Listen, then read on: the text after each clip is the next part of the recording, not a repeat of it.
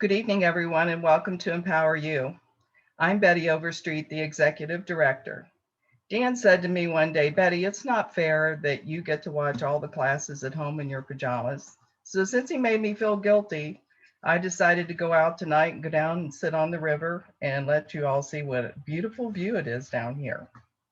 No, seriously, obviously, much to our disappointment, we are not in the studio and may not be until this spring. We're just taking it a class at a time. A quick reminder, we are a free university powered solely on donations. So if you would like to help us out, if you like what we do, and you'd like to help us cover our costs, you can donate on our website. If you go to our website at empoweruohio.org, on the right side of the page, there's a button that says donate. You also have the option of donating when you sign up for classes. For those of you that have already donated, we thank you very much. Congratulations to Rich D on winning the Don't Tread on Me flag last Thursday. Also last Thursday, we had Bruce Hoffbauer with us, who is running for Hamilton County Sheriff. If you haven't voted yet and you don't really know who Bruce Hoffbauer is, I encourage you to go to our website and watch that portion of the video to get to know him better. Our main speaker for the evening last Thursday was Al Tufarber, speaking on handicapping the election. If you missed it, you might want to watch him in the next few days. Al said the polls were wrong in 2016, and he said they're wrong now.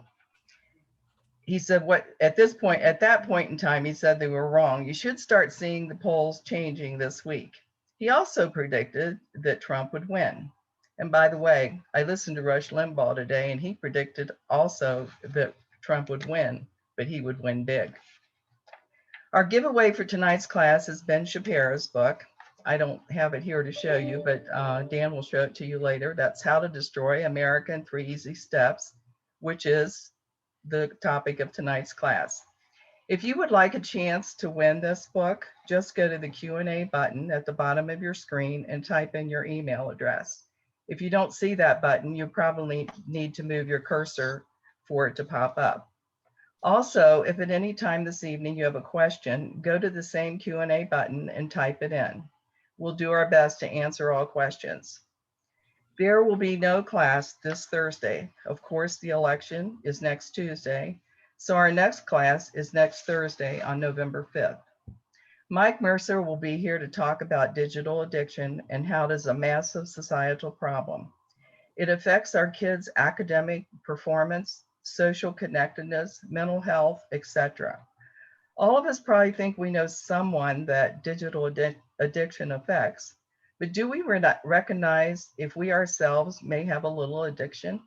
I encourage you to let your friends know, especially parents, but really this class is for everyone, as it is digital addiction is also impacting behavior on the job. Also on Thursday, Councilwoman Betsy Sunderman will be with us. We will be talking with her about what it's like to be one of only 2 conservatives serving on the City of Cincinnati Council. We'll also hear from her about her goals, how easy it is to get things done on council, and other interesting things. So join us on November 5th for both of these 2 very dynamic speakers. If you're new to EmpowerU this semester, you've been seeing Dan Regenold at the start of each program.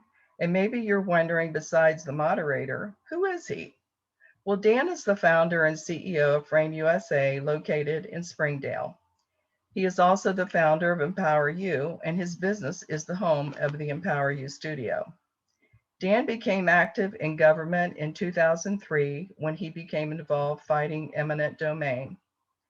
In 2006, he was one of the founders of WeDemandAVote.com, which successfully fought and stopped by ballot initiative a sales tax increase in Hamilton County.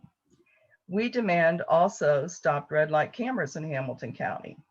He spoke at the CPAC convention in 2008. Dan has been involved in other initiatives as well. You can read his full bio on our website. What Dan doesn't have in his bio is what a great teacher he is. And if this is your first time to hear him, you're in for a treat, as Dan chooses topics that he's very passionate about. Dan, the rest of the evening belongs to you. Wow, Betty, thank you very much for that great introduction. Hello, everybody. It's great to see you out there. Gosh, I wish it was in person that we were seeing each other. But tonight, we're going to have a great class. I want to welcome Christopher from Northern Virginia with us tonight. You may win the award for the furthest travel to Empower You. We'll hope to have a great class for you. So I think it's safe to say I've been working on this one for a while for you. I hope you enjoy it. And what I'm going to ask you to do is just sit back and just relax, open your mind up to think and learn. And I also want you to relearn some of the great history of our country tonight.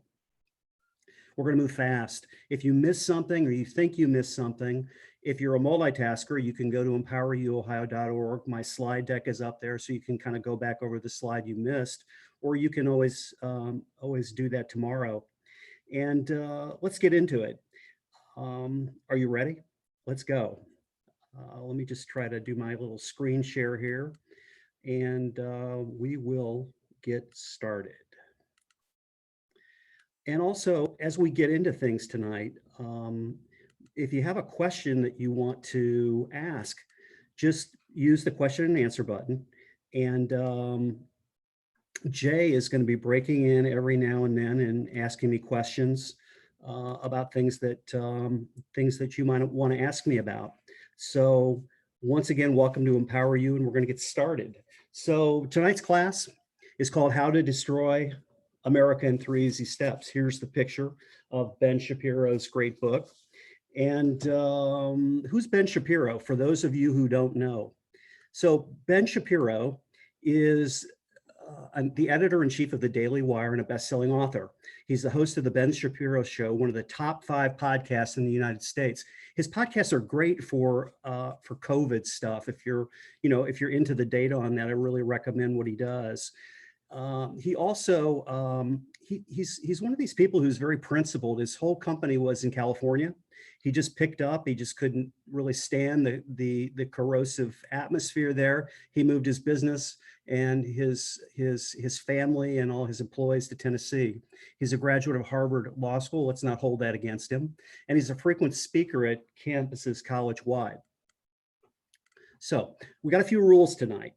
Number 1 rules, we're going to have a lot of quotes from people of what people have said about the topic we're going to talk about tonight. And the one thing I've got to do is kind of a benchmark is we've got to believe what people say. So when you see that little acronym WPWPS, that means we're going to believe what they say, whether that's right or wrong. They said it, we're going to have to believe them.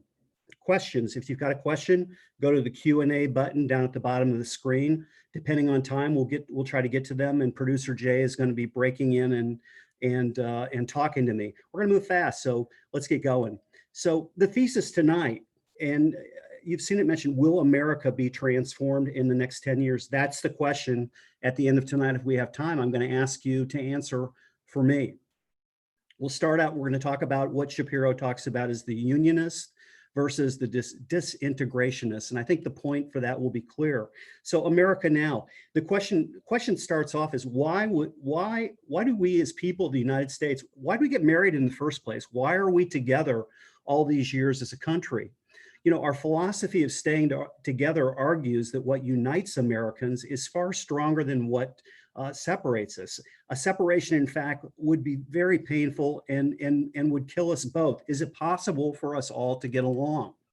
So there's 2 strains of thought that we're going to talk about. The first is unionism. And what is unionism? The unionism, it relies on what Thomas Jefferson wrote in the Declaration of Independence, that the reality is that natural rights pre-exist government. These are rights given to you by God. And if you don't believe in God, they're given to you by nature. And that the equality of human beings is before the law and is in our rights. And it's the belief that the government exists. The government, this is the one point I want to make sure everybody walks away from tonight. The government exists to protect these natural rights. And that's the single most important thing the government could do. It's said that these beliefs are self-evident in the words of the Declaration of Independence and its primary writer, Thomas Jefferson. So under American kind of philosophy and history, our country is defined by our culture of individual rights, social duties, and our history. History is so important. And when any of these three elements is missing, as Americans, we're kind of in trouble. Abraham Lincoln in his first inaugural address said, "We must stick together or we will die alone." And he said, "We're not enemies, but friends." Jefferson wrote, "We are one. We are one people." So we have two choices of people to follow unionism or disintegrationists. So then what's a disintegrationist? A disintegrationist is somebody that sees government not as a guarantor of individual rights, but as kind of an overall cure-all, available to do anything for anybody at any time based on what anybody wants to do. Disintegrationists oppose the doctrine of kind of the enumerated powers as these powers aren't sufficient to meet people's needs. If the Declaration says that all men are created equal, it's not good enough to say that. We must have 10, 20, 50, 75, 100 different carve-outs that prove that, calling every single person by whatever single group that I'm not allowed to say the word preference anymore, that they belong to. It says the Declaration and Constitution aren't good enough. Due process is replaced by mob rule. Social institutions, groups like churches, things like that, must be leveled to build a better world. And that risk-taking, our great entrepreneurial risk-taking, is greed on the part of entrepreneurs and business owners, and that this shouldn't be allowed, or there should be much more stringent guidelines placed on it. Disintegrationists see America's history as a myth, a story of exploitation. It says that history does not bind us. In fact, history separates us. The American flag is a joke. With every failure that disintegrationists see, it's one more reason, one more piece of evidence that we need to rewrite the American bargain that we struck when the country was founded. Examples of disintegrationists: some people might disagree with my choices, but Elizabeth Warren, in terms of her criminal justice system, saying that the system is racist. VP candidate Kamala Harris explaining identity politics should be designed to minimize and marginalize issues that impact us.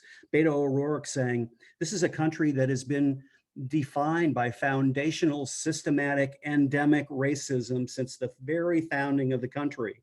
Remember, we're going to believe tonight when people say something, we're going to believe them.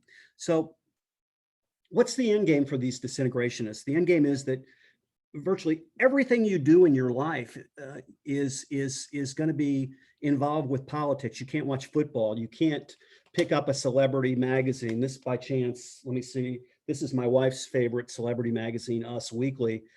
Tonight, we could read about Jen's first start, which would be compelling. I'm just holding this up to really see. My wife said she might join us to maybe see if she's there. If she is, hi, dear. But you can't pick this up without reading about who's protesting what's protesting who. You can't, you just get exhausted. It wears you out totally. And the end game of disintegrationism is that there's very little unity. And at the end, there's just more destruction.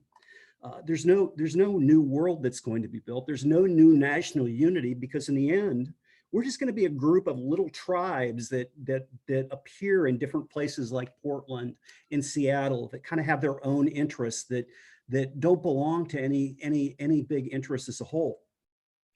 So Shapiro starts by talking about the American philosophy, and it's simple, really. You've heard it. We hold these truths to be self-evident, that men are created equal and that they are endowed by their creator with certain unalienable rights.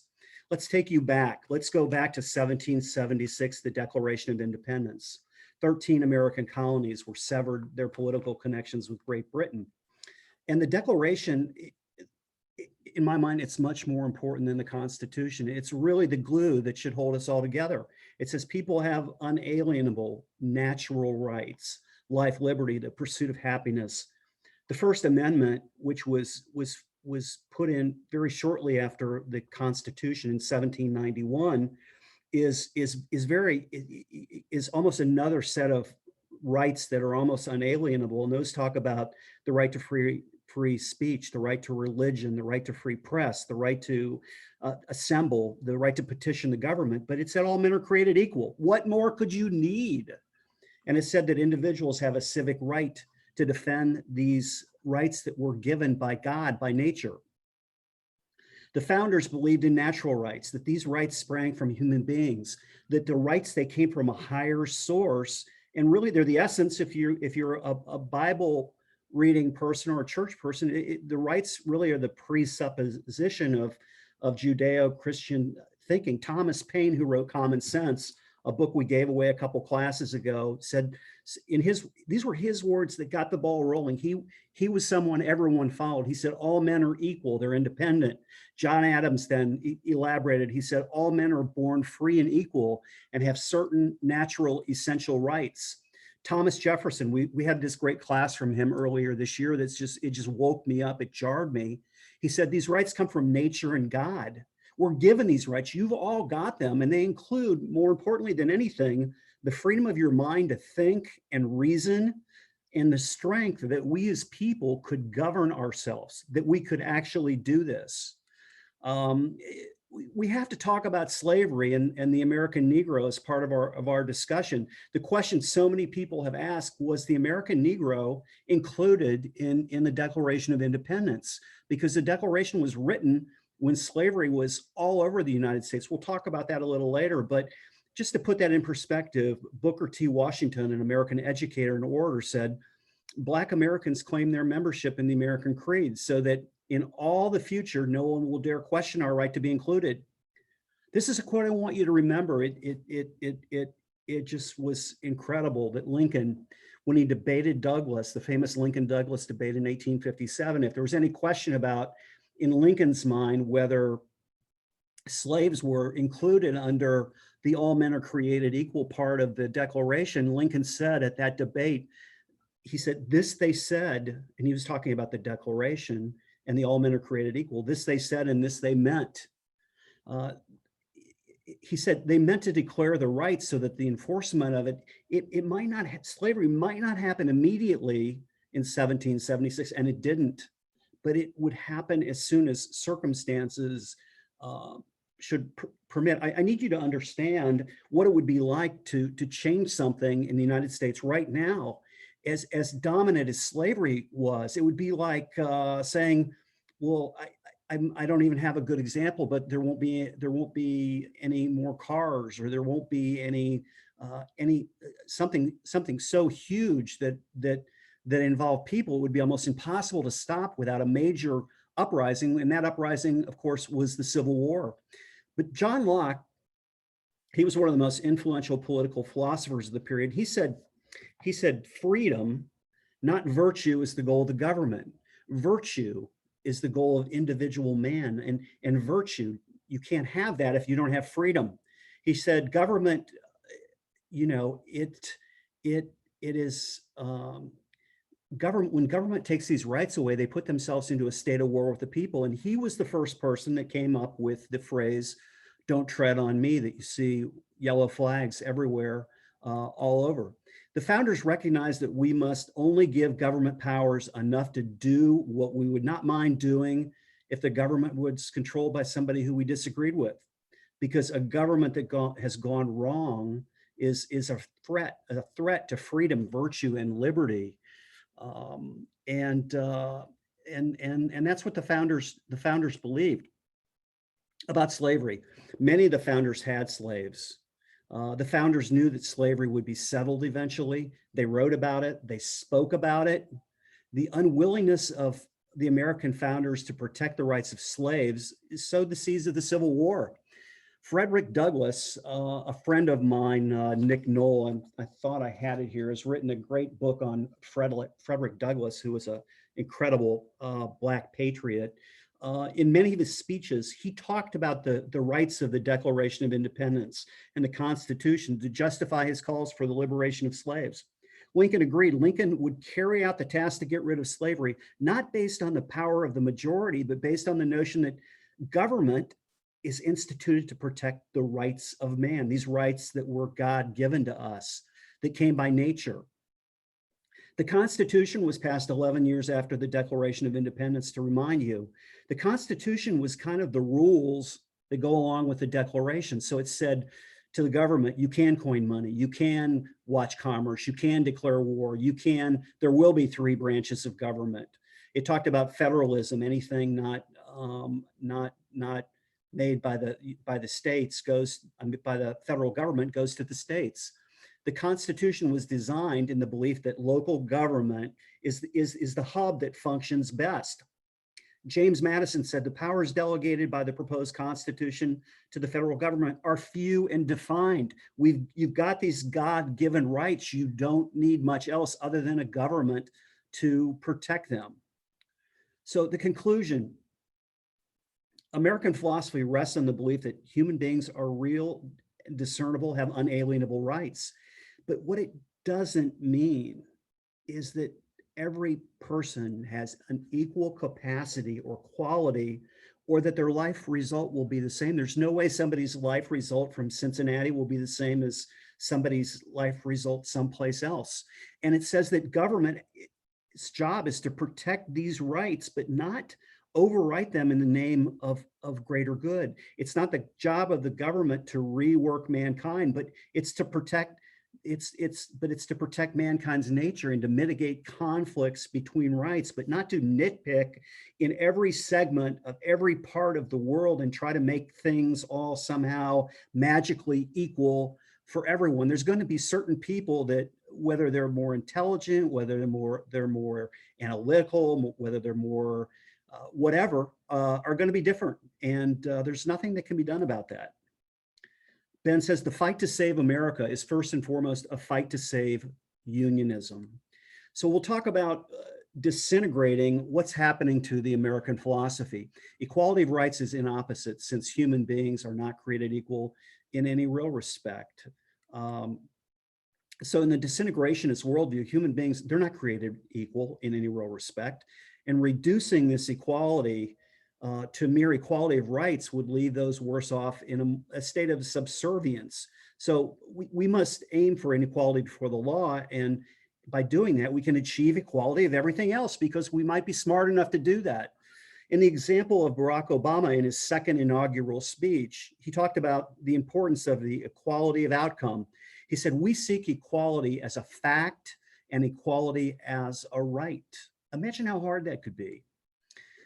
The differences between unionists and disintegrationists are clear. Nobody in the United States or anywhere on earth has the same chance to succeed. It's just true, because we all come from different circumstances. But Obama and others say, we seek not just legal equity, but we seek equality as a right and as a theory, but equality as a fact and equality as a result. In the disintegrationist alternative, the disintegrationists believe the founding fathers' limits on government, they're just simply wrong. It was the Declaration, the Constitution, the Bill of Rights, the First Amendment, they were just wrong, because really, as Barack Obama said, anything that government can do, it has a justification to do. It's a fundamental difference between disintegrationists and unionists. The alternative believes that equality before the law is injustice, and equality in every aspect of life must be our goal, and government is the only allowable mechanism for dispensing privileges. Only government could make people equal. There's no other way that the people themselves that are given these rights by God could do it. Woodrow Wilson was one of the kind of first major disintegrationists, and so we'll talk about the 1860s, the Civil War, and Lincoln in a little while, but Wilson was really one of the first disintegrationists and Wilson, he was president, I believe it was in 1913, but he said, this is what he said about our rights in government. He said, every generation must form its own conception of what liberty means, of what government is. He said, the philosophy of the founders was not meant to dictate the aims and objectives of any generation but their own. So these rights, these God-given rights, they're not enough. We should be able to do whatever we want to do. FDR in many ways was a disintegrationist, the longest running president, 1933 to 1945. He was like Bernie Sanders. He advocated for a second Bill of Rights, which did not get passed. And in those Bill of Rights, he said that everyone should have a right to a useful and remunerative job. Everyone should have a right to provide adequate food and clothing and recreation. It should be the right of every family to a decent home, the right of protection from economic fears of old age. And Bernie was more specific. He said, everyone has the right to health care, education, affordable housing. American people need to move forward in the implementation of these rights, FDR said, for human happiness and for well-being. Shapiro says that this disintegrationist alternative, it reduces us all to widgets. We're just merely levers that the government can push either this way or that way, and they can shape us. And if they want us to do one thing so that more people can, in their view, be equality, then that's what we should do, and that we should be reshaped by the heavy hand of a top-down, unconstrained government. Disintegrationists agree with the founding fathers that all men are created equal, whereas Unionists never meant to contend that all human beings were made equal in abilities and talents, because they're not. They all belong to the same species. We all belong to the same species, and therefore we are equal in unalienable rights. You see the words unalienable and inalienable used and interchanged. They mean the same thing. Unionists, a right to speak, for instance, doesn't result in equality for a man who cannot speak. So you probably like the way Betty speaks better than me, and maybe I don't have the skills to speak at a high level. And there's nothing government can do that will change that. Unionists, a right to alienation of one's labor does not result in equality for the man whose labor is less valuable. I don't know if I could be a producer of this podcast like producer Jay. Maybe I'm not talented enough, and I don't know if there's anything government could do to make me more equal in talent. Disintegrationists believe that equality can only be reached in a modern view by just a radical rethinking of this evil social system we're in. They use these words, if the society was just drawn differently, if we could just draw it a little differently, then all men would indeed be equal. John Rawls said that the idea is that society it's only as fair as if you wouldn't mind being any person in the society. Would you want to be born into a country, for instance, Rawls says, would you want to be born into a country without a social safety net, for example? Would you want to be poor or weak or unintelligent? Some believe that the most just society would be one where all policies were aimed at equality of outcome, no matter who you are. So how do you seek equality of opportunity? Treatment of some individuals means violating the rights of others. So when government intervenes, it becomes a never-ending objective to try to change disparities between human beings. How could we do that? Who's smart enough to do that? Disintegrationists believe that disparities are automatically the result of discrimination. They say, well, this disparity is the cause of privilege. It's the result of as Hamilton County just did, if you've read this resolution they've passed, it's the result of institutional racism. It's the result of men who hold too much power. Discrimination, it used to be that equal protection of the law was a far better remedy for discrimination than discrimination. I'd love to talk to you about California's crazy Prop 209 that they're about ready to overthrow, where 24 years ago, California said you can't discriminate. Well, now they're trying to overthrow that this year in the election, and they're saying, yes, we've got to have you discriminate against people so that we can create equality. Equal protection, according to the Constitution and the Declaration, it works when it's applied. For instance, in 1960, 4 years before the Civil Rights Act, which was a great thing, Black civil rights protesters were in Greensboro, North Carolina, sitting down at a Woolworth's lunch counter. Woolworths called the police. The police did nothing as the students had violated no laws. Nothing had to be done, no government intervention. Disintegrationists, they sometimes go after their own. This is a picture of Lawrence Summers, who was the president of Harvard. He actually had the audacity, we're going to talk about free speech in a little while. He actually had the audacity to say that men might be more talented at certain things like math and science than women, and women might be more talented at certain things than men. And for saying these truths that can be proven by science on a, I'm not a great scientist, on a bell curve, you could prove it. And so what was Summers' result for saying that? He was immediately fired from Harvard. Disintegrationist philosophy allows citizens to abandon their responsibility in thinking about the relationship between the individual and the state. Obama says, we can't take comfort in just being cynical because we all have a stake in government success because the government is us. Government is the source of goodness and light, and thus it must never be impeded from any angle. Disintegrationists seek a government of morals, not laws. This makes government God.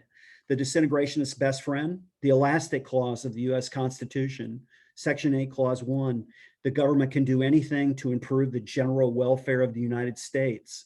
This allows disintegrationists to believe that government has the authority to do anything, for instance, healthcare, for instance, really almost anything. So disintegrationists blur the lines. Disintegrationists, they want an all-powerful executive branch. Woodrow Wilson did this. He started the executive branch growing from 443,000 workers to 1.4 million workers. Disintegrationists want a judiciary that is a lawmaking body. They want their judges to make laws. And this was specifically talked about by Alexander Hamilton in Federal 78. He said, when the time comes that a judiciary acts like Congress or a legislature, then it's time to do away with the judiciary. The judiciary's job is to protect our rights given to us by God. Originally, the Constitution was meant to create a mandate for judges to determine the morality of the nation. As we know, many judges haven't done that. Disintegrationists don't like federalism, but want a very strong, dominant federal government. Problem with that, there's many problems with it, but as the government gets bigger and bigger and bigger, then local communities lose more and more control over their lives. The perfect big government thing that government wants more over is education. They've been a tragic failure. The more the federal government gets control over the education, the worse and worse it gets. And we got to be very, very cognizant of that. So step one in destroying America is convincing citizens, that's us folks, that some people will have to sacrifice their existing rights in order for others to have new ones. So some of us, if we're on the path to the destruction, the changing, the destroying of America, I could go with any of those three names. It's convincing citizens that some people will have to sacrifice their existing rights in order for others to have new ones. Think about that. Conclusion, saying that rights are constantly expanded and open for debate is a recipe for division. We aren't gods. We don't have the ability to ensure that everyone ends up at the same point. The treatment of government as a tool of unlimited power is massive. It's a mistake. Disintegrationist philosophy heightens the stakes of politics while reducing our common ground. Disintegration philosophy tears away at the values that historically have united us. We'll move on to American culture, something I didn't understand how important it was and how much the founders talked about it. So philosophy undergirds culture, and that's the common space we share. So we're going to talk now about the culture of rights, and we're going to examine the nature and the source of these rights and how disintegrationists want to tear away from that culture as Ben, well. could I briefly interject? Just remind people that if they think of a question, to move their cursor down to the bottom and show the Q&A window, click on it, and put your question in there, and I will be reviewing those, and we'll give them to Dan later on. Thank you. And thanks for your help, Jay, and everyone. Hang in there. So America, it's a country of rights. From the beginning, we've been a people unified by rights. American philosophy rests on the fundamental self-truth that we have individual rights that were sprung from nature and God. I'm repeating myself. Human beings are equal in the rights under the law. Government is to protect their rights. That's why Lincoln in a big risk, invoked the founders as he called for rights to be applied to Black slaves. That's why Martin Luther King invoked the Declaration of Independence as he attempted to blast away at Jim Crow. King said, "This note was a promise that all men, yes, Black men as well as white men, Black men as well as white men would be guaranteed the unalienable rights of life, liberty, and the pursuit of happiness." King got these words straight from the Constitution and the Declaration of Independence. He seemed to believe that those words would protect all. They do. And where have we gone kind of off the rails a little bit? So the Unionist culture relies on four characteristics: the tolerance for the rights of others. Number two is an interesting one: the importance of social institutions like churches. They provide a basis for our unity. We need to be stubborn-headed willingness to defend the rights of ourselves and others against tyranny. That's the Second Amendment. The Fourth Amendment that talks about search and seizure, the important rights of free speech. And we must have a sense of economic risk-taking and the valuing, the importance of freedom to allow us to take risks to accomplish great things. This is what Unionists believe in. And most important, they believe in the rights of others. Legal rights exist as protections against those who violate your rights. The founders, they embraced the idea of natural rights. They realized that social institutions help breed the values necessary to support liberty. The goal of government is not to enforce virtue, it's to protect us from the violation of rights of others. The risks of a rights-based system are outweighed by the risks in which the government is empowered to cram down virtue in population. So if a Democrat is in power and they give you rights, and then if a Republican group comes in and they take away the rights, what does it give you? It gives you just gives you confusion. A culture of rights is clearest in the Unionist attitude towards free speech. George Washington, on the subject of free speech, you've heard this probably. For if men are precluded from offering their sentiments on a matter which involves serious and alarming consequences, the freedom of speech may be taken away, and dumb and silent, we may be led like sheep to the slaughter. John Adams chimed right in, the jaws of power are always open to devour, and her arm is always stretched out, if possible, to destroy the freedom of thinking, speaking, and writing. Any government with the authority to restrict speech and thought may use that authority to quash its opposition. Are people scared? I want you to take a second to reflect. Are people scared to exercise free speech now? Is this condition getting worse? Rights require a robust social fabric to promote virtue. The Unionist culture suggests that rights must be balanced by a culture that promotes virtue. So it's not the rights that promote the virtue, but it's the culture that's so important to promote virtue and morality. And morality and religion are taught by strong social institutions. This is what Washington said: the foundation of our national policy will be laid in the pure principles of private morality. Adams said a nation unbridled by morality and religion would break the strongest cords of the Constitution as a whale going through a net.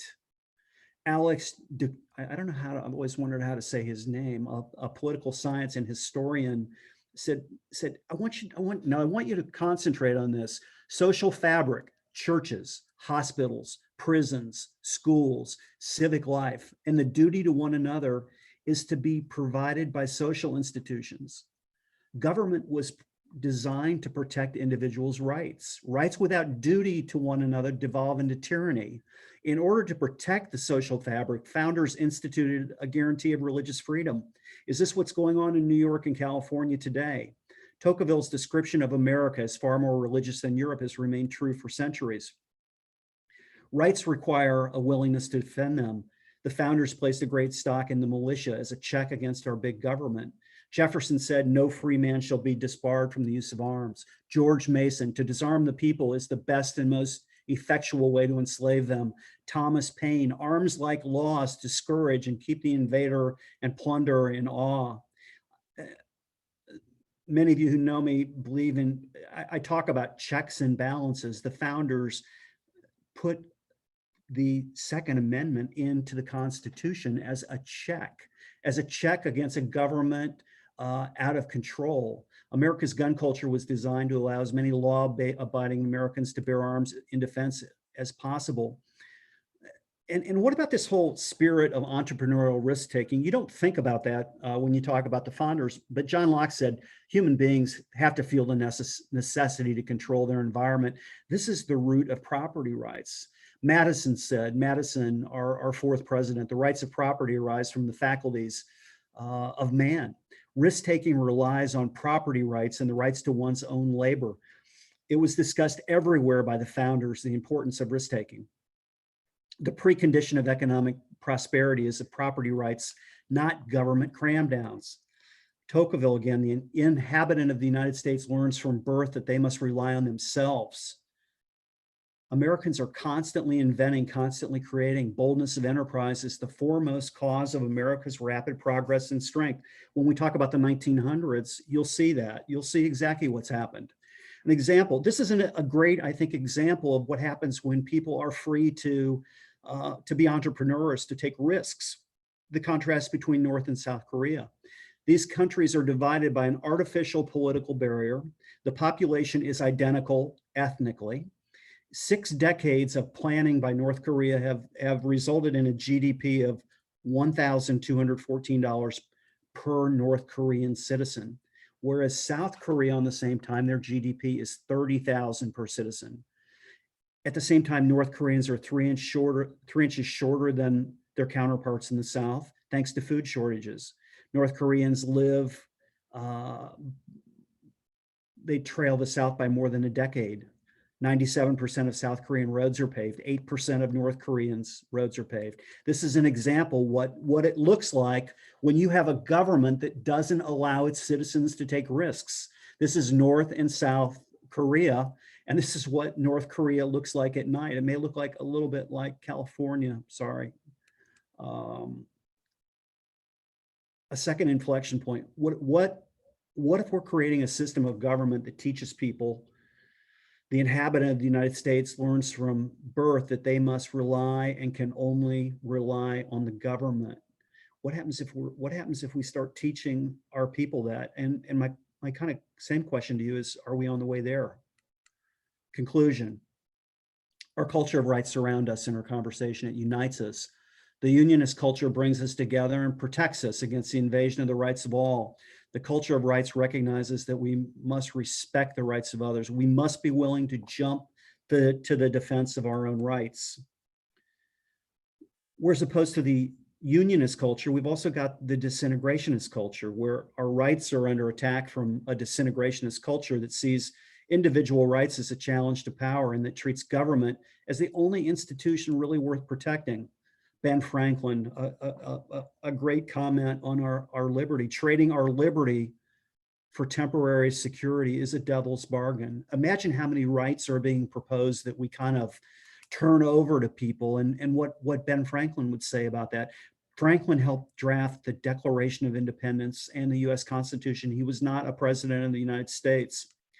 So our culture of rights is under attack because from the founders' view of these natural God-given rights to a progressive area vision of entitlement to rights. You know, you've got rights, you should have rights to healthcare, you should have rights to same-sex marriage, you should have rights to housing, you should have rights to education.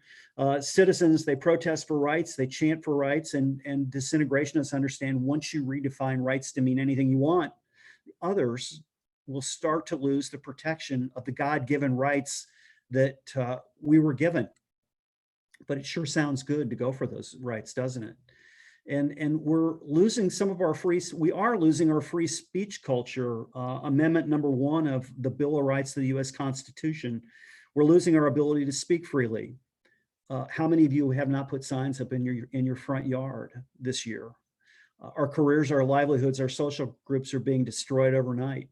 Cancel culture erades our free speech. People wonder, and they have to think before they do something with this God-given brain they were doing. They have to think to themselves, can I say that? Is it okay? What are the retributions going to be? There's this layer that's operating on over everybody that's just, it's terrible.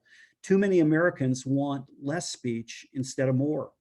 Examples: the chief of Firefox which is a very popular browser, had his job ripped away from him because, get this, he actually made a donation to a pro-marriage cause. We all know the story of Nick Salmon being under the glare of media for wearing a MAGA Trump hat. Locally, we've got Dusty Rhodes, who was here just a couple weeks ago talking about how the Democratic Party disowned him after 32 years just because he had a few things he wanted to say.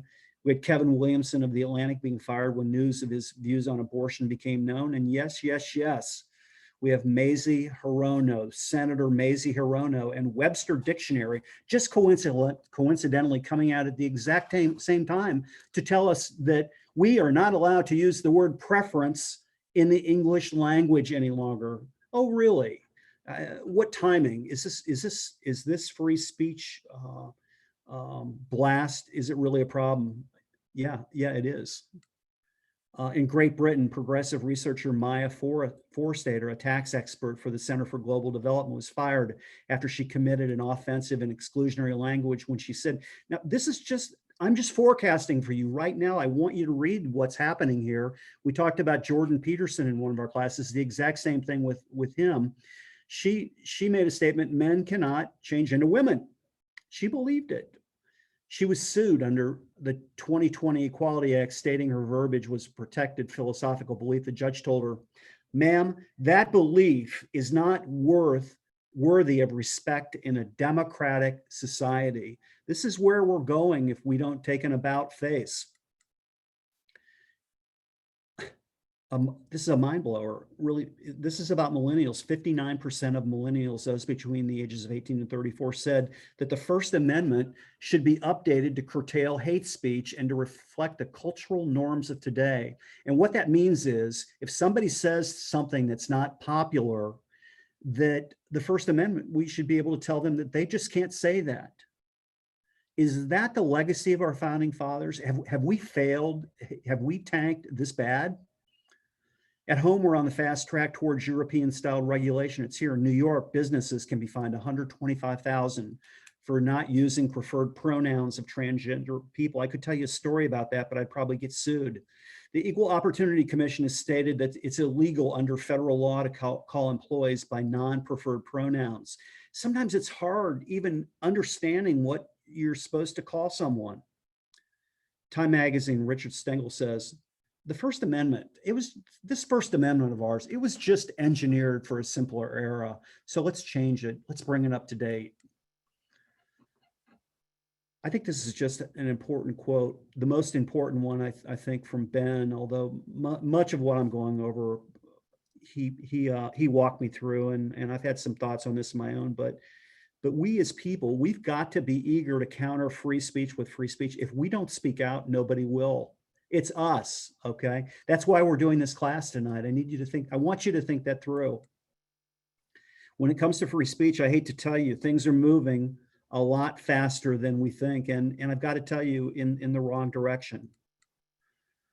What happens to a culture that's focused on tearing down those that refuse to conform with the collective? You've seen this in your own lives. You've seen distrust. We don't trust the media, they were supposed to provide the checks and balances. You start to trust your neighbors when they put up that Biden or that Trump or something else sign. You don't trust your co-employees. What you used to be able to talk to them about, you can't talk to them about anymore because you're worried about what they think. And what it really does is it creates kind of a militancy and a craziness that kind of swirls around. Have you ever felt in the last 30, 60 days, just a little, 90 days, a little crazy? Ben says, when we prevent people from asking questions, from exploring unpopular points of view, from expressing dissent, we breed discontent. Restricting comedy, censoring a speech, erasing discussion, all of these obliterate the pressure valves that a civilianship needs in order to cope with a democracy. Disintegrationists believe that social institutions must be torn down. Karl Marx recognized that church and family represented obstacles. Marx said the only solution to all problems is government itself. The attack on family and the church in the US began with the second wave feminist movement assault on marriage. You can see firsthand what's happened to our social institutions. In 1950, 17.2% of first babies were conceived out of wedlock. Now it's between 40 to 52.8% of babies.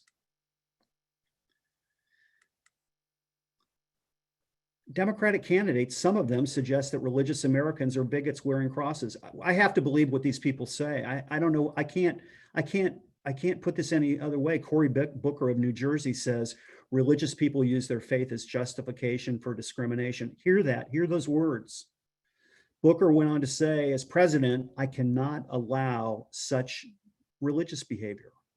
Beto O'Rourke goes further saying, I will remove the nonprofit status from any religious institution that is opposed to same-sex marriage. Catholic schools across America have found themselves subjected to media hatred for refusing to employ same-sex couples, which would violate their own principles, the little sisters involved with their health care. Disintegrationists want the reversal of the separation of church and state.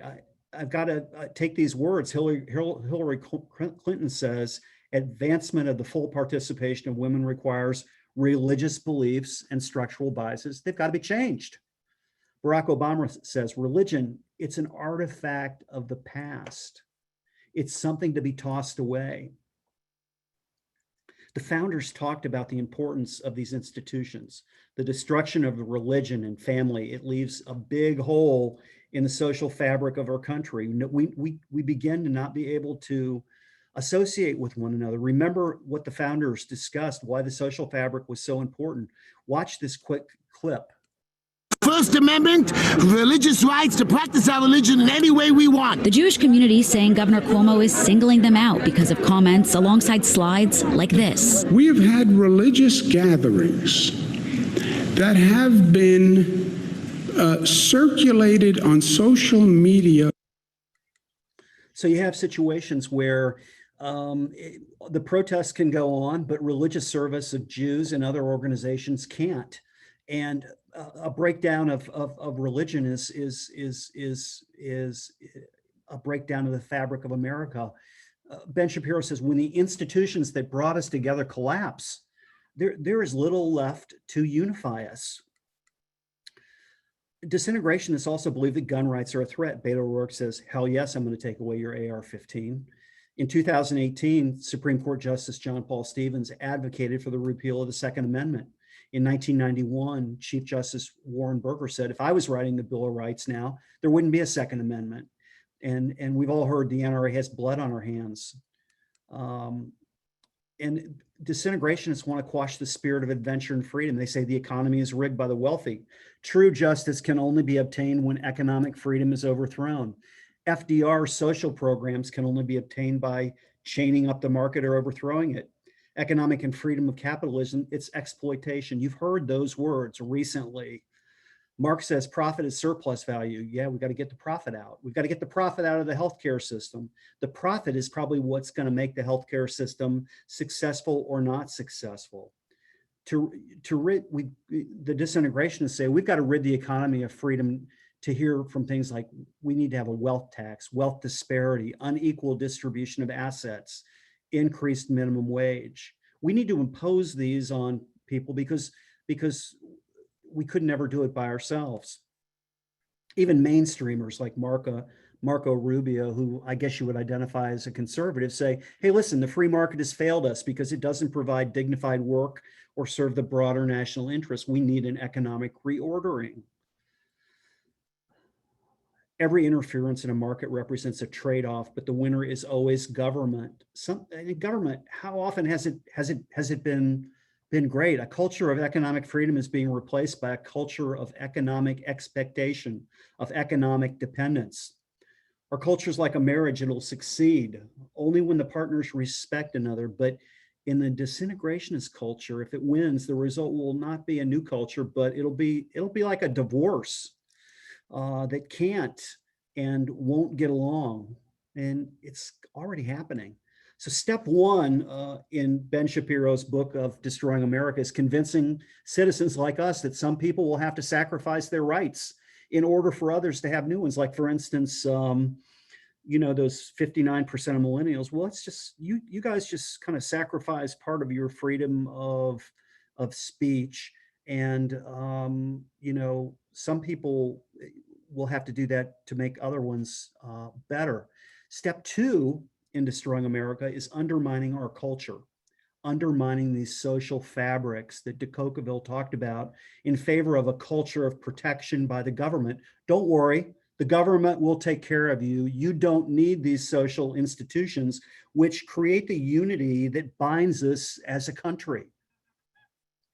Step two, we've only got one to go. We're moving good. American history. This is a fun one, and I hope you'll relearn a few things. So, Disintegrationists, they view history as the fruit of the poisonous tree. It's a history that sprang from corruption. It was planted in the ugly roots of soil. But in the view of Unionists, over time, that tree sprang from a seed, grew tall and strong. And I'm going to try to paint for you tonight a positive view of the history of America, because that's what I think it is. That's my editorialization, because in America, goodness and strength have overcome horror. It's the story of a nation that freed the world from Nazis and communism. It's a story that had a lot of bad things too. Vicious treatment of Native Americans, enslavement of Blacks, exclusion of Chinese and Jews, Japanese internment camps. America has been united and born with glorious ideas, and America has been united by those ideas over time, that the world has benefited from American power. Lincoln said, Americans, remember, we are all brothers. We are not enemies, but friends. We must not be enemies. Abraham Lincoln standing on the steps of the Capitol in March 1861. The Civil War began the next month. He just couldn't bring everybody together. A little history. Let's go back. Christopher Columbus sailed the blue in 1492. European countries began dividing up the New World immediately. Britain colonized North America in 1587. The first British settlement took place in 1607 in Virginia. Puritan refugees settled in Plymouth Rock in 1620 and created that great holiday that we're all going to have soon. Brilliant men in America about that time, and in 1700s, they restated these self-evident truths that all men are created equal. They're endowed by their creator. They gave us inalienable rights. Those rights granted by God, life, liberty, the pursuit of happiness. And they said that to secure these rights, this is derived from the consent of the governed. And in any time the government becomes destructive, it is the right of the people to alter or abolish it. We've got to talk about slavery as part of the history. I think it's fascinating to find out that from 1525 to 1866, 12.5 million slaves arrived in the New World, 388,000 in North America. The Declaration of Independence and its credo, all men are created equal, it was not meant to exclude slaves. It was meant to encompass everyone. Many of the founding fathers opposed slavery. They just couldn't make it happen all at once, but they were willing to put it on that document that John Hancock put his name on, that we'll see later. And it was fascinating for me to find that 41 of the 56 signers of the Declaration had slaves. Many of them spoke out against slavery. Many of the founding fathers, including Washington, released their slaves. The year Washington died, 1799, the year he died, he released all his slaves. Things were going on across the country to move to that direction. 1777, Vermont banned slavery. 1787, the Northwest Ordinance that included Ohio, Indiana, Illinois, Michigan, Wisconsin, slavery was banned. The first justice of the Supreme Court, John Jay, in 1789 said that men should pray and fight for their own freedom and yet keep others in slavery. It's unjust, it's inconsistent. Basically, it can't happen.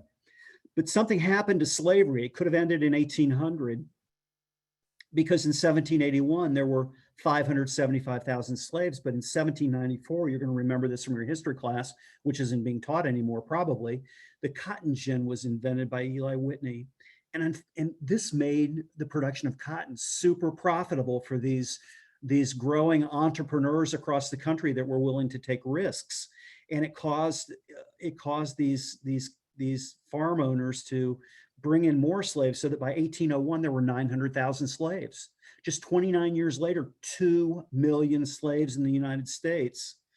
And then right in the middle of that, 1812, war breaks out, and the Creek tribe of Indians declares war on America, with the Tecumseh telling the tribes, Let the white man perish. This is our land. Expansion of the United States with Indians and slavery came at the expense of really basic human decency. By the Civil War, get this, what started out as like 300,000 slaves, by the Civil War, 1861, 4 million slaves were held in the United States. It was John C. Calhoun, the Secretary of War and the Secretary of State, that began to argue the morality. As each state began to apply to the Union, the North and South had to negotiate which ones are going to include slavery, which ones aren't. Slavery came to the head in 1860. In 58, Lincoln said, "A house divided against itself cannot stand. I believe this government cannot endure permanently half slave, half free." The Civil War was a vindication of the goodness of the United States. 600,000 people died in the Civil War. Lincoln originally hadn't agreed to free the slaves, but as the war progressed, it became clear that without solving the issue of slavery, the war would be fought for nothing. Lincoln saw the Civil War as a fulfillment of the promises of the Declaration. Lincoln said, "The Declaration has not been completely performed until slavery is ended in the United States." I want you to follow the chain of progress that happened in the United States once slavery ended. Lincoln issued the Emancipation Proclamation, freeing the slaves.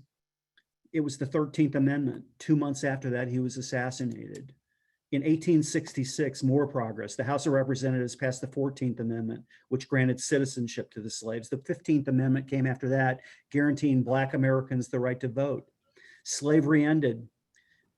In a remarkably great thing, General William T. Sherman issued Field Order 15 as the war ended, and he promised 40 acres of land to the freed slaves. Dan, would you permit me to interject briefly? Yes. Something that's very pertinent to this slide and what Congress was doing? Sure, please do, Jay. Thank you so much. Many of us who are tuned in right now have probably heard leftists claim that the Constitution of the United States says that slaves, Black people, were only 3/5 of a person. That is not true. And if anybody says that, you should immediately ask them 3 questions. Number 1, where does that appear? They won't know, I'm sure. Number 2, what was the context in the Constitution of where it appears? They probably won't know that. And number 3, you should ask them, well, who wanted the slaves to count as a full person? The anti-slave people or the pro-slave people? And they'll probably try to answer that, but it won't be correct. It appears in Article 1, Section 2, and the context is it was how are the numbers going to be determined in Congress. Now, Dan just showed a slide talking about what Lincoln was able to accomplish through Congress.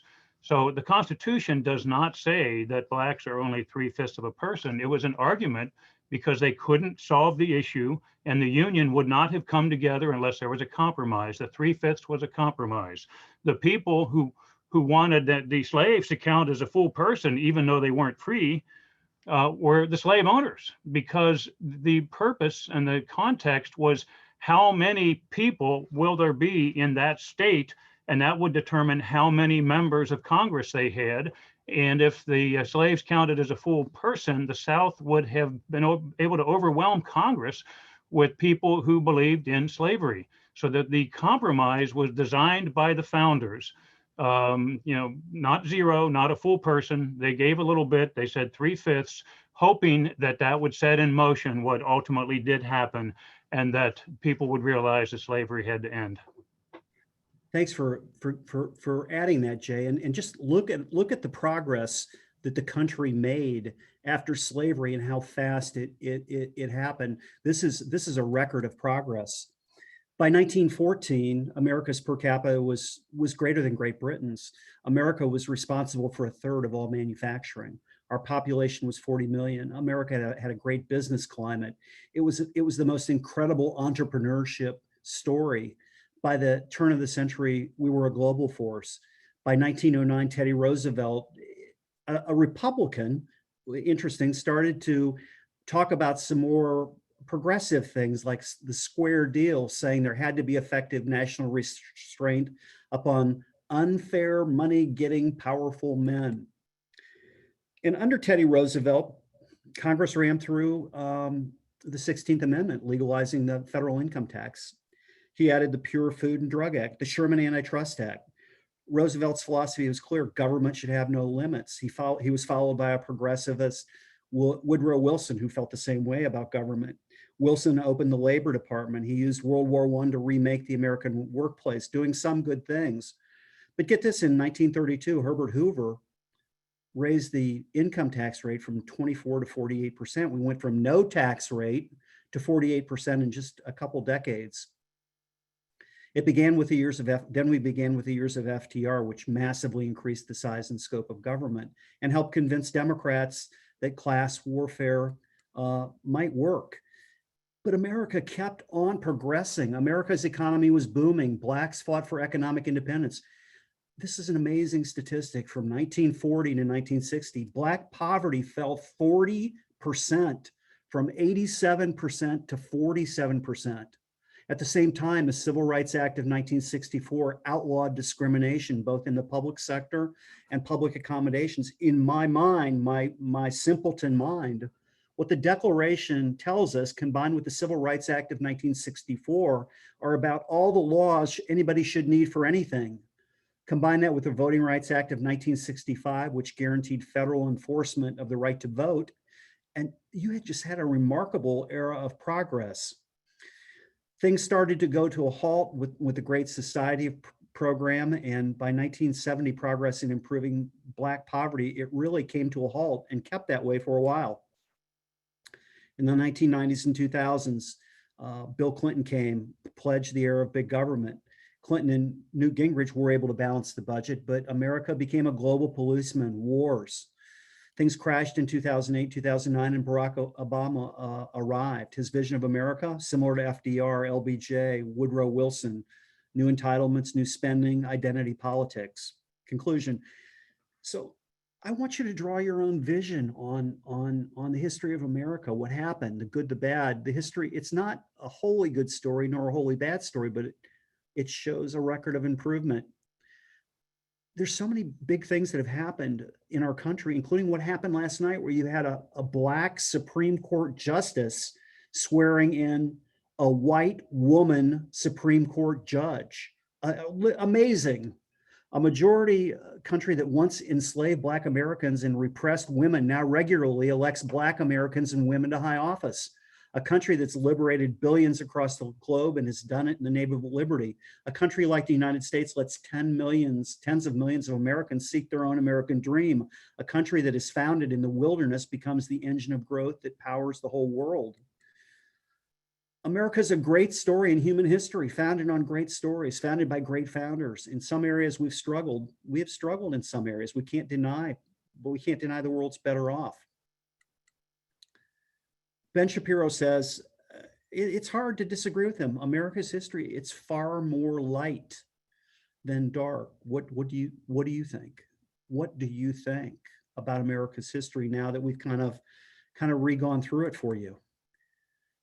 But the Disintegrationists don't believe that about America's history. They think America's history is dark.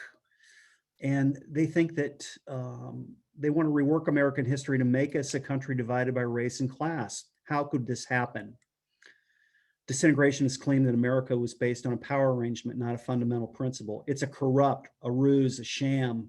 The true story of America is the story of the strong crushing the weak, both domestically and abroad. The Declaration of Independence is a lie, an unfulfilled promise. The Constitution is an enshrinement to slavery. America was born in sin. America's role in the world has resulted in poverty, death, inequality, injustice.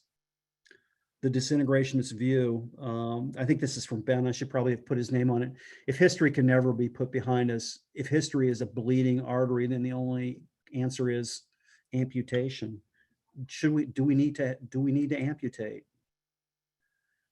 Charles Beard, one of the first disintegrationists in 1950s, he said, the Constitution is essentially an economic document geared to help the founders. His book sold 11 million copies in the 1950s. Howard Zinn is a name you need to know. You need to understand if your kids are getting this in college or high school. He's written a book called The People's History of the United States. It's sold a couple million copies. He claims America is responsible for nearly every ill.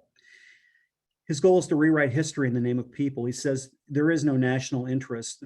This book is being assigned by professors all across the country. High schools are using it. In many circles, it's become the dominant narrative. It's being passed around in economics, political science, anthropology, cultural and women's studies, ethnic studies. And it says that Blacks are disadvantaged and deprived because of their race. Victimization can never be alleviated under our current system. Only disintegration of the system can fix the current system. He's behind what you've heard about critical race theory, something I think that's starting to happen in Hamilton County. It's discussed in Zinn's books. Critical race theory sees racism as ordinary and permanent. Whiteness and property coincide. History is told only by dominant groups and requires a counter narrative. Color blindness is a myth. You couldn't possibly be colorblind. As Dusty Rhodes reminded me, color blindness, it's what's in your heart. Equality of rights is a reflection of what color you are. Net result is the system itself, it's got to be torn down. Critical race theory is a training theory that is taught to governmental agencies and agencies that receive bids on jobs so that they'll conform to this governmental system, which is popping up all around us. Remember, we believe what people say. Barack Obama said, all good in America has grown from poisonous seed. America can only move through history through fundamentally transforming the history of the United States of America. Michelle Obama, universally loved, said, we're going to have to change our traditions, our history. We're going to have to move into a different place as a nation. The 1619 Project, you can Google 1619 Project, it's 100 pages. It says America wasn't founded in 1776, but 1619. The goal is to teach history, to teach traditional history as participating in oppression.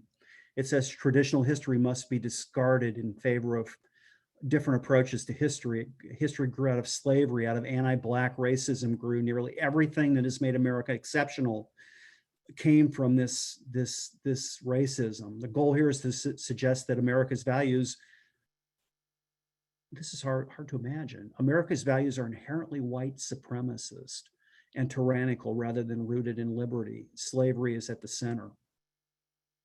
It says, therefore, America's founding isn't 1776 or Jamestown or Plymouth Rock. Don't tell anybody on Thanksgiving. And the date 1492 is a terrible date. Columbus was brutal.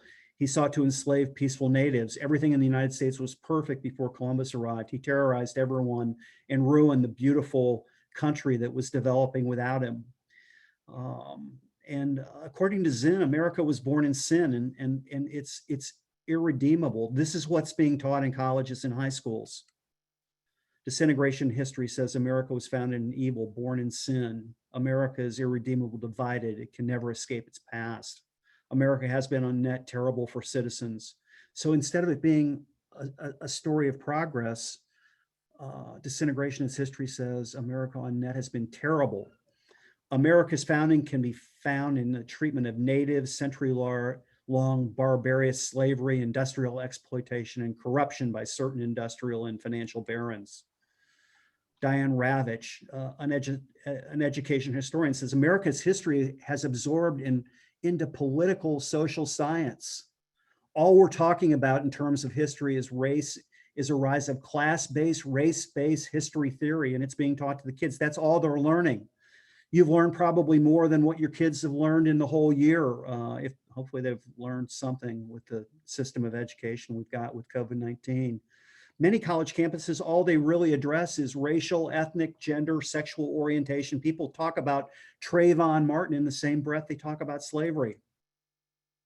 And the purpose of history rewriting is that America it's not fixable. Tanisha Coates, who's the main proponent of reparations, as well as really a lot of the people that ran for the Democratic president, said, we may find the country can never fully repay African Americans. So the goal of disintegrationist history is to suggest there's a continuum between America's birth and its current ills. And that includes Jim Crow, which was a terrible point in our time. But it stood in stark contrast to Booker T. Washington, Martin Luther King, who believed in our founding fathers and the documents. Writers of the 1619 Project argue that America's capitalism, the most successful engine of wealth for the history of the world, it's brutal. America's wealth was built not by capitalism, but it was built on the backs of slaves. And about reparations, slavery did destroy millions of lives. But slavery reparations from slaveholders would have been fully justified at the time when Sherman was willing to give the 40 acres to all the slaves that were released. It would have been so great if that would have happened. But to argue now, let's see how far that is, 160 years later, that we, the citizens of the United States, ought to pay the great, great, great, great granddaughter of a free slave today, or we should pay Colin Powell's child to receive reparations.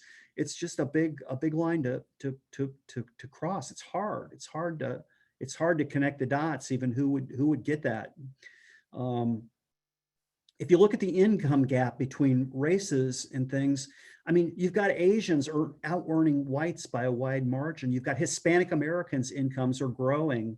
You've got the white income gap. There almost is not a white income gap among Black women. As a matter of fact, Black women earn slightly more than white women. There's little or no gap in wage ranges. The only difference really is in the Black male population. And so how much of this inequity really is there with so many groups on the move? Rather than a story of ever expanding freedoms and prosperity rooted in the true seed of good values, America has become a story of welfare and brutality. That's what disintegrationists say. So step 3 in destroying America is convincing citizens that America is evil. It's the fruit of the poisonous tree. America was founded in evil and there is no arc to history. So the conclusion is disintegrationists are reworking American history to make us a country divided by race and class. You see it everywhere. You can't get away from it. How's this happening? Let's listen to a few leaders. Beto O'Rourke. We can mark the creation of this country not as the 4th of July, 1776, but August 20th, 1619. Our history is the rationale for everything from disparity in black-white, maternal mortality statistics to the racial wealth gap. Dear God, we have a criminal system that is so racially biased. Pete Buttigieg of South Bend, all disparities are based on America's history and the generational theft of the descendants of slaves. It's a part of the why. Everything from housing to education to health to employment basically puts us in 2 different countries. I hope tonight that most Americans see America as a story of extraordinary and unparalleled founding. I hope you will remember what I've talked about, the declarations, the belief in natural law, that there are equal rights under the law, individual rights in a government whose legitimacy comes from the people, from us, that there are religious rights, rights to free speech, and to most Americans, America is about and always will be about the gradual realizations that this was a beautiful founding. We have beautiful rights, beautiful institutions. For 2 centuries, Americans have been moving towards a better, more perfect union, a union that was founded on good and true principles, amid a culture of rights, of institutions, of culminating into the greatest economic nation engine in all mankind. Protesters, disintegrationists will say America was never great again. An example. This is hard to read. When I hear these things about let's make America great again, I think to myself, exactly when did you think America was great? Former Attorney General Eric Holder. Second, this is a current one. This is from presidential candidate Joe Biden. America was an idea that the country has never lived up to. America was an idea that the country has never lived up to. It's hard to get my hands around that. The disintegration view of America holds that culture, our religious institutions, our religious freedom, and our freedom of speech, we should put those aside to a more level society that only government can achieve. And that American history was rooted in evil and never escaped it. Americans must be uprooted, and the flag represents oppression rather than freedom. But hold on. You guys are all out there. I hope you're all with me still, because America, it's too deeply rooted in Americans. We have spines. We're not going to be turned into jellyfish by these disintegrationists. And I hope you want to further this American dream. To do this, we've got to teach our children how to defend these individual rights that our founders recognized. This is Thomas Jefferson's view. He had three things that were most important things to him. And the third thing, the most important thing to Jefferson, is that he and others would teach our children about the importance of liberty so that a train wreck didn't happen, and that we explain these rights to our children, and that individual human beings were created in the image of God, and that they can engage in a culture of robust debate, and that they can act out of virtue and culture and remind us that we are inheritors of just an incredible American tradition. And it's our responsibility to carry it on and bring it to more human beings. The day the Declaration of Independence was signed, John Hancock, the president of Congress and the first signer, which you always see his name, said, "There must be no pulling different ways. We must hang together." Franklin replied, "Yes, we must indeed all hang together, or most assuredly we shall hang separately." In 244 years, nothing has changed. We are flawed. We've made mistakes. We are cruel and generous and brutal and gentle and cynical and idealistic. But most of all, as Lincoln said, we must not be enemies. So what are the three ways that we could destroy America? Step one in destroying America, it's convincing citizens that some people, us, will have to sacrifice our existing rights. Step two in destroying America, will happen if we undermine our culture of rights in favor of a culture of government. And step three in destroying America is convincing citizens that America represents the fruit of the poisonous tree, that America was founded in evil and there is no arc to history. Ben says we are Americans. We have an obligation as Americans to understand American philosophy, culture, American history, and to make our kids champion of them. This is the message. We all have this obligation. This is an obligation you have. And it's become more and more clear to me from this book that you've got to take it seriously, because things are changing. And if we don't want things to change in the next 10 years, if we don't want transformation, we must act. Ben says that's what should unify us. And that's what will be so again when we are touched by the better angels of nature. And that, my friends, is Ben Shapiro's book, How to Destroy America in 3 Easy Steps. And I've just got Empowered Citizen Award I want to give before we sign off tonight. And I just don't have the ability, Jay, to see if we've got any questions. Are there any questions anybody brings up? Yeah, Dan, we have a handful of people that would like to weigh in. One of our listeners noted, this is more of a comment, that in the last presidential debate, Biden's stated multiple times, seemingly, that the federal government needs to be in control of all aspects of our lives. Now, the person didn't give specific examples, but I'm sure that the person was thinking about things like saying he could do a national mask mandate or shut down our businesses if quote unquote the science said so. Of course, the president does not have the power to do that. So I think that's an interesting comment that somebody else noted that. Great. Another person wrote in that the 3/5 rule was to prevent the South from having a majority in Congress. I think that's what I said. So I don't know if they sent that in because they thought I said something different or just to reinforce what I said, but they are correct. It was to prevent the South from showing such a large population that they would be able to have an ongoing long-term majority in Congress and prevent the good things that you just finished telling us happen, because it appears in that part of the Constitution which showed the rules for apportionment, how many representatives there would be in Congress. Another person is asking a question, makes the comment that it appears there's no common ground between Unionists and Disintegrationists, likely caused by ceding our educational system to progressives.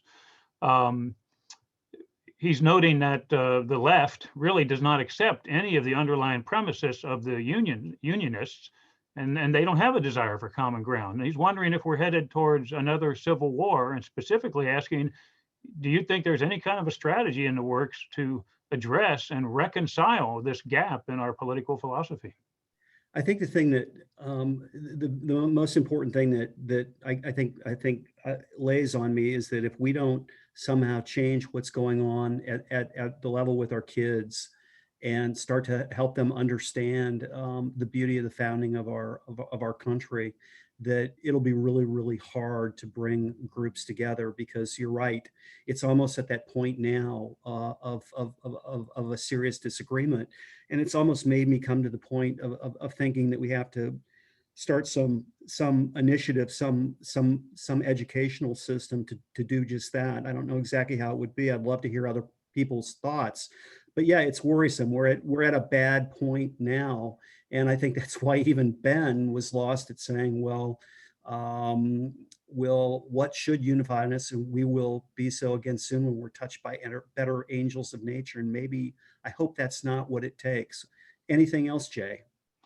Another person was wondering if you have any comments about the number of large corporations changing cultures to help end racism in their companies. This has never happened before in America. I don't necessarily agree. It hasn't been happening for a long time, but obviously it's a good thing, in my opinion. What do you think, Dan? I can only say that the mistakes that big corporations have made, I hope they'll soon see the light and go a different way. And I think they will, because after a while, people probably will just disown them, because some of the direction. Well, yeah, I think this person was trying to say that it's good to the extent that they're actually trying to help end racism, which isn't completely gone. But the problem is, in doing this, in my mind, and I don't know if you agree, Dan, but they are way exaggerating the amount of racism and creating almost reverse racism in some cases in doing this. Yeah, very much so. And that's, that's involved with some of the critical race theory and some of the other things that we learned about. Well, I just want to thank everybody for hanging in there with me tonight. I know it was a little hard to get through that, but I do have just an Empowered Citizen Award I want to give real quickly, kind of as we end the night. And I want to once again thank everybody for coming. And I hope we'll see you again soon. I think a week from Thursday, we're going to take a week off for the election, and I hope that goes your way. So this Empowered Citizen Award goes to, this is kind of a reflection of tonight's class. It goes to the great American people. Watch this video of true Americanism at a softball game. Here's what happens when the announcer tells the crowd that they will not be playing the American national anthem that night. It's incredible. Due to technical difficulties, we will not be playing the national anthem. Let's play ball.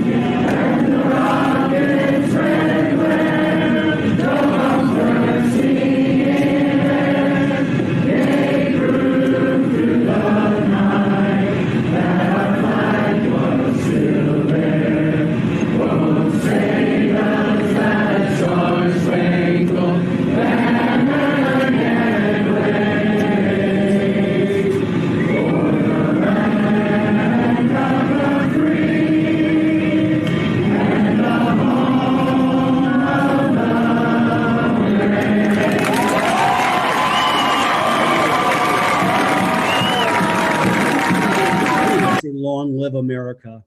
Thank you for attending tonight's session. Now go out and empower you.